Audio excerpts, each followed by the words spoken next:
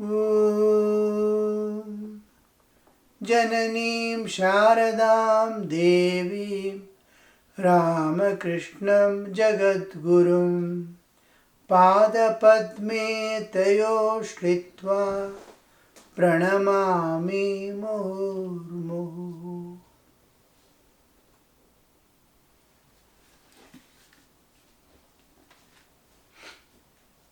Conversation is going between Master Sri Ramakrishna and M.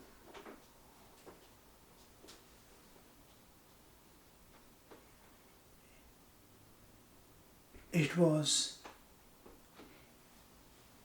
Sri Ramakrishna is wondering on one side at these people coming frequently and meeting. Somewhere we go to pilgrimage center once in lifetime or twice. A holy person is there, a holy man is there. We go and meet and come once in life or twice. Or sometimes, rarely now and then. But here these people are coming almost as frequent as possible. Whenever they get little leisure and time, could be many times in a week, they are there at the feet of the Master to listen to his talks. It is making Sri Ramakrishna wonder, happy and bless these children. His own, he is the Lord of the universe, and he has come down to human level of having taken a birth. Again and again I repeat this, so that slowly we'll be able to raise our spiritual standards to understand an avatara, to understand an incarnation. A child was asking once, long back, who sits inside a radio and sings? I don't see anyone. Someone talks, someone sings, but who is with him? We said nobody is with him. He kept quiet and asked someone else, who is singing inside? These two said, no one is singing. But I am hearing people singing and talking. They said, no, they are singing and talking somewhere else, but it is being heard here. Or they might have been talking, which is recorded and relayed, and you could not understand. He nodded his head and went away. Whomever he asked, a few gave the same reply. There is a machine which records, there is a machine which relays, and unseen it spreads and reaches small units like this, in which it plays again. This is another machine which makes the unseen song sung, makes it sing openly, audible way. That also is too difficult for him to understand. He has never seen an unknown sound appearing somewhere in a machine and making. Machine makes so many sounds, but talking sound. As he grew up, he slowly started asking many, and his father told one day, my child, as you grow you will know. I will not tell you anything more. Grow and you will understand. That thought remained in his mind. As he grew to higher and higher levels of education and knowledge, he came to know not only how it happens, but he could make a radio also. So this shows that if we cannot understand Sri Ramakrishna as God, there is something lacking within us. When we constantly hear now how we knowingly or unknowingly accept Sri Krishna or Rama as God incarnate, God comes in human form and plays a leela, leaving out a story behind to be contemplated upon and transcend one's own inner and external nature. So this aspect of I go on, almost every class I repeat this. One thing is, you are divine. You have various layers of coverage over you, from the gross bodily to the innermost. You separate from the body when you sleep. When you still go deeper, the dream ends. You are left the mind and senses. You go to the core of your being. We are passing through three levels of consciousness unrelated to each other: the Jagrat, Swapna, Shushupti, waking, dreaming, and deep sleep. Accordingly, you have three bodies: the gross, subtle, and causal. The temporary separation from the three is deep sleep. Permanent separation from the gross body. When the subtle and causal get released and go to the another body, like software going from one computer to the another computer. So like that, these aspects of reality which we need to evolve to our divinehood, I go on telling. So also, Sri Ramakrishna I am telling again and again, because we are reading Gospel of Sri Ramakrishna. We must raise our spiritual standards, spiritual understanding, expand ourselves to the cosmic level gradually. Expand the mind to the cosmic level. Expand the heart to the cosmic level to be able to love all.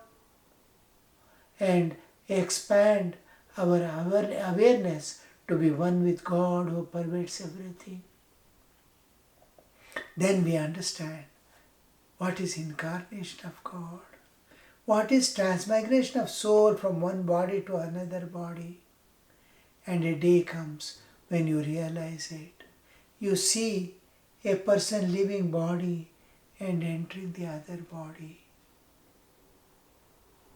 Though it is unseen, it is like a SMS sent from one mobile to the another mobile.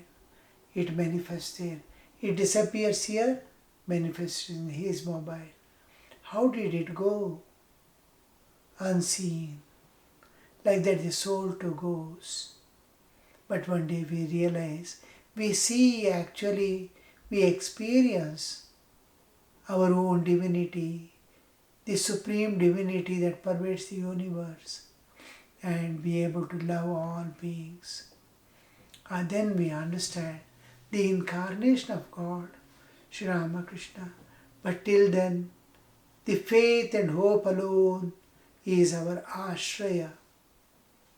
We are spiritual aspirants, seeking nothing of this world, but of the realm beyond, of eternity, of unending life in the realm transcendental.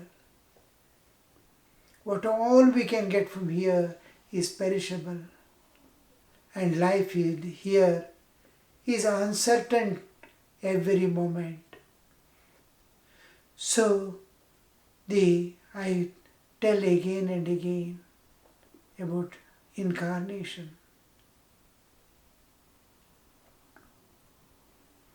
I do not tell you everything. If I did, would you come here anymore? When he knows when a devotee knows his eternal oneness, inseparable oneness with God, where to go, where to remain, where to walk, where is the pilgrimage center? Nowhere. It is one. The oneness of God makes him Purna from within. God is within him. He is within God. Inseparable. Then where to go, where to come, where to meet God? It is one. So Sri Ramakrishna is telling about that eternal oneness between the devotee and the Lord. Once Shukadeva went to Janaka to be instructed in the knowledge of Brahman. Brahman knowledge is one existence, ultimately remains. All are its manifestations, all go back to its source one time or other. Janaka said, "First give me my fees." But, said Shukadeva, "Why should I give you the fee now, before receiving the instructions?" Janaka laughed and said, "Will you be conscious of Guru and disciple after attaining Brahmajnana? That's why I asked you to give me the fees first. After the realization there are no two, there is one. Who will give to whom?" Sri Ramakrishna is telling, if you know that I and you are eternally one, if I give that knowledge that there are no two, what is the need? How will you come anymore here? Sri Ramakrishna is making fun as well as telling the truth. It was night. The moon rose, flooding all these quarters with its silvery light. It was night. The moon rose, flooding all the quarters with its silvery light. When I was in Mayavati, when I was in Shamlatal, in Himalayas, and in Uttarakashi and all that, there is no artificial light that we have here nowadays. The nature as it is, small lamps being used here and there at night, which would look like small fireflies, and then the moon, full moon day, with rising moon. Within an hour or two of moonrise, we see the whole thing flooded with moonlight. Between light and shade, the whole thing would look like a dream world. The flowers have a different taste, different way it's expressing. Leaves are expressing in different way. Mountains are shining in a different way. Especially the snow-clad mountains. You'll see pure molten silver as if poured on it. What a beautiful sight to see around. That's what Sri Ramakrishna, the M is presenting the night. M was walking alone in the garden of the temple. On one side of the path stood the Panchavati, the Bakul grew, the Nahavat and the master's room. And on the other side flowed the Ganges, reflecting millions of broken moons on its rippling surface. Ripples raise, mild wind, and the moon is as if split and thrown into number of pieces, and wavy it is moving.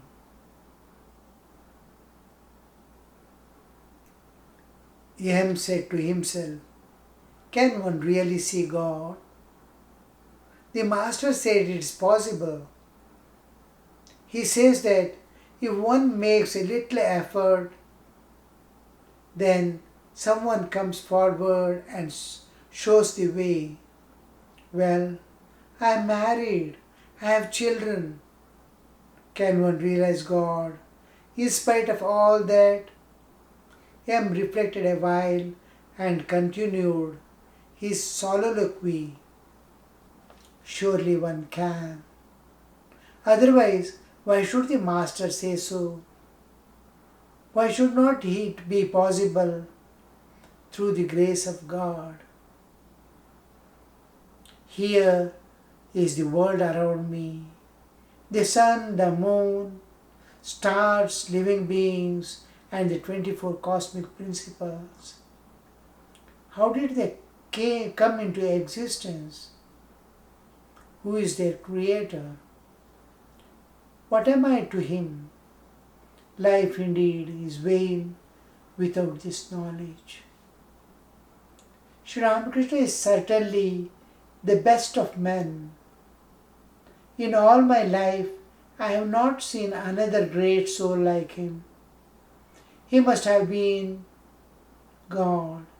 Otherwise, how could he talk with God day and night, addressing him so intimately as mother? Otherwise, how could he love God so intimately? Such is his love of God for God, and he forgets the outer world. He goes into samadhi and remains like a lifeless thing. Again, in ecstasy of that love, he laughs, cries, and dances and sings. The whole thing. He is alone, he is walking him. No master is nearby, no disciple. Moonlit night on the bank of Ganga. He is just walking all alone. So many thoughts are appearing in his mind and disappearing. One of the thought is, I am a family man with all duties and responsibilities to discharge. And will I be able to realize God? Sri Ramakrishna says the only purpose of human life is to realize God. That is to transcend nature and be eternally free from the laws of nature, limiting and binding. I want to free myself from all things and experience the unlimited eternal bliss of the transcendental realm. Is it possible for me also? And whole thing, intellect is analyzing and replying, yes, you too can. By grace of God, nothing is impossible. You too can. The whole thing is wondering. Life is indeed vain without this knowledge. Sri Ramakrishna, it comes to again thought of Ramakrishna, because realization, his existence, his life in this world, his contact coming in with Sri Ramakrishna, all his transformation from one direction to the other direction, from one aim of life to another aim of life, the change of paradigm that supports the various ideas. How could it happen? Sri Ramakrishna is the cause, is the goal, and is the path. Sri Ramakrishna is certainly the best of men. He is thinking to himself, what Sri Ramakrishna is. In all my life I have not seen another great soul like him. For a long time, the incarnations are deemed even by the highly intellectual and learned people as a unusual human, but beyond all people. He stands aloof when we compare with anything. Incomparable greatness he possesses. But the understanding and idea always remains he is human, but exceptional.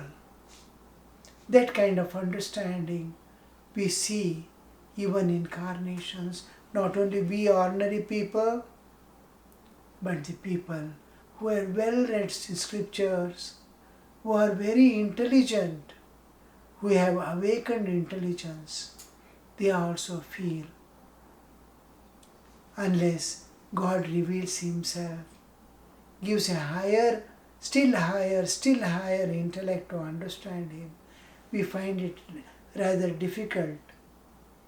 And then slowly, as we spiritually grow,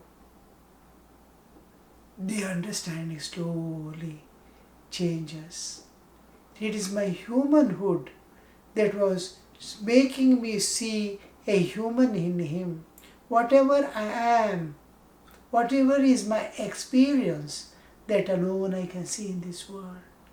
I can't see something which I have never experienced in the same world.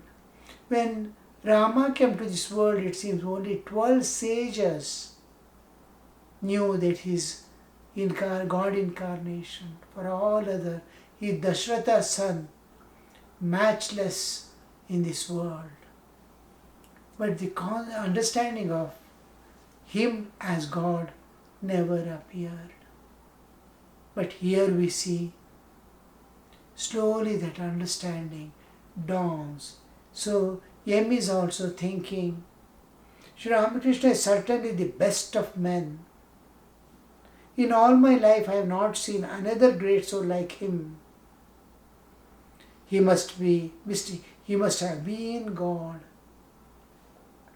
Otherwise, how could he talk with God day and night, addressing Him so intimately as mother?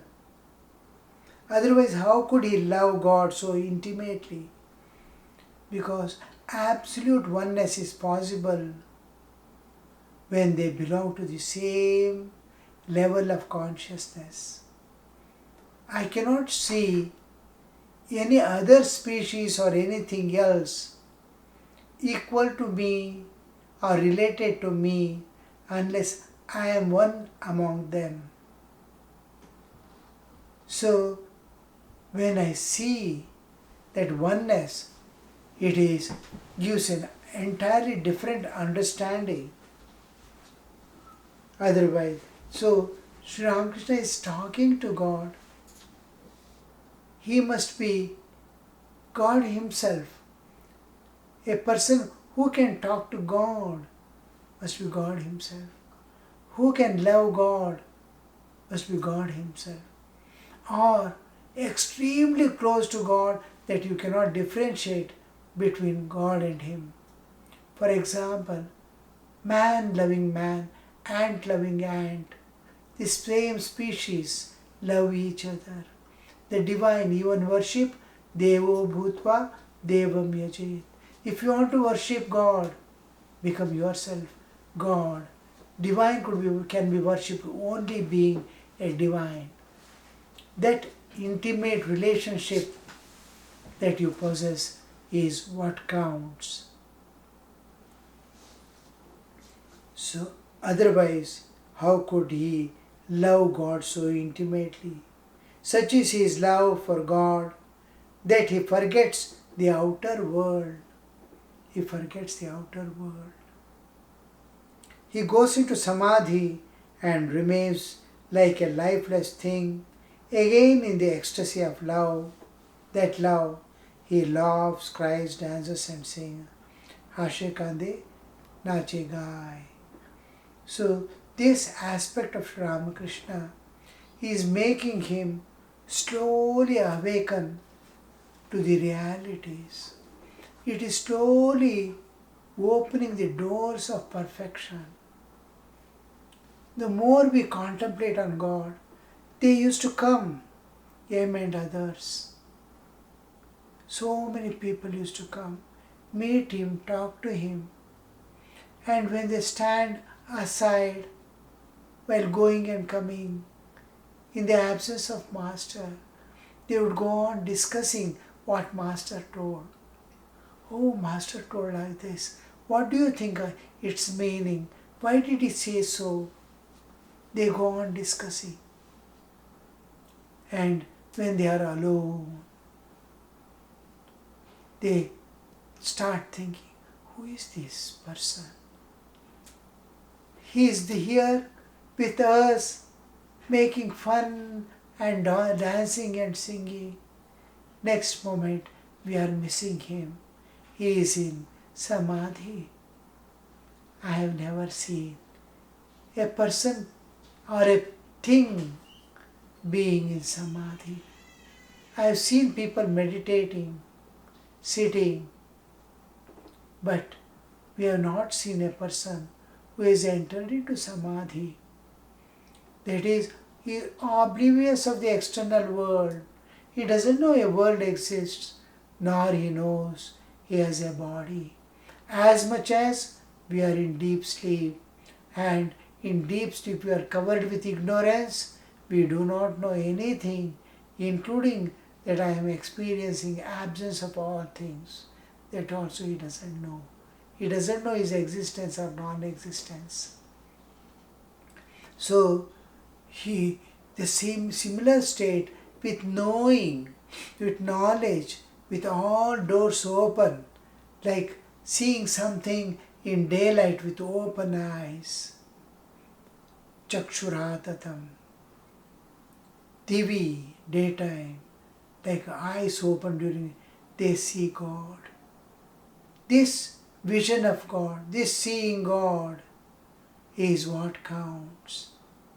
So, Sri Ramakrishna, now when they are alone, who is this? Who exactly could be?